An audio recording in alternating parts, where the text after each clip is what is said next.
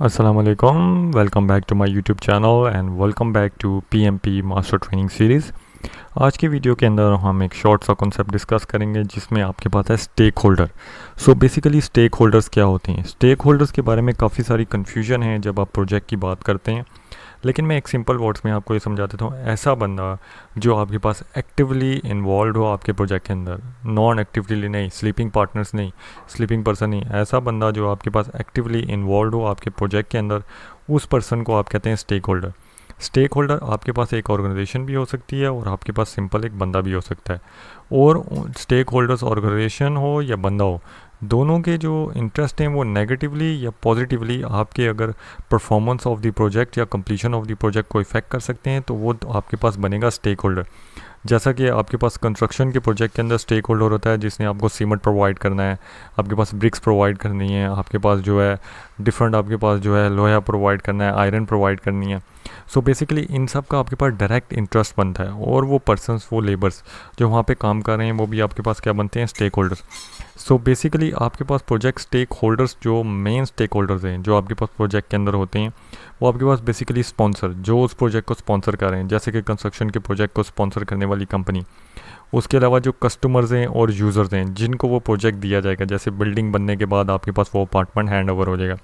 Vendors और suppliers, जैसा कि आपके पास मैंने बताया कि आपको जिन्होंने सीमेंट प्रोवाइड करना है, ब्रिक्स प्रोवाइड करनी है, आपके पास जिन्होंने फिनिशिंग करनी है, जिन्होंने आपके पास जो है वुड प्रोवाइड करनी है। इसके अलावा मेन टास्क स्टेक होल्डर, जो आपके पास बड़ा स्टेक होल्डर है वो आपके पास है project manager. So basically project manager जो है वो भी as a stakeholder include होगा, क्योंकि उसकी जो परफॉर्मेंस है उससे नेगेटिवली या पॉजिटिवली इफेक्ट हो सकता है। Then project management team, project manager के साथ जितनी भी टीम है जो सारे उस प्रोजेक्ट के ऊपर काम कर रहे हैं, वो सारे के सारे इस चीज़ के अंदर आपके स्टेक होल्डर्स हैं। और उसके अलावा जो है प्रोजेक्ट की टीम, तो आपके पास एक प्रोजेक्ट मैनेजर हो गया, एक प्रोजेक्ट मैनेजमेंट टीम जो डिफरेंट फंक्शन या एरियाज़ पे फोकस करेगी, और उनके अंदर फर्दर उन प्रोजेक्ट्स की टीम्स, और जो आपका पीएमओ ऑफिस है, प्रोजेक्ट मैनेजमेंट ऑफिस, ये सारे आपके स्टेक होल्डर बनते हैं जो मेजर आपके पास प्रोजेक्ट में। और इसके अलावा जो है जो भी यूज़र आपके पास डायरेक्टली इन्वॉल्व होगा आपके प्रोजेक्ट के अंदर, पार्टनर्स हो गए, इन्वेस्टर्स हो गए, उसके अलावा जो है आपके पास बिजनेस यूज़र्स हो गए, किसी ने आपको सॉफ्टवेयर प्रोवाइड किया हुआ है, किसी ने आपके पास जो इलेक्ट्रिसिटी प्रोवाइड की हुई है, तो ये सारे आपके बनते हैं आपके स्टेक होल्डर।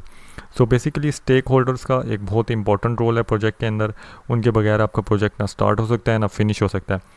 तो बेसिकली आपके पास जो है प्रोजेक्ट्स को फिनिश करते हुए भी स्टेक होल्डर्स की आपको अप्रूवल चाहिए होती है, प्रोजेक्ट क्लोजर के लिए अप्रूवल चाहिए होती है।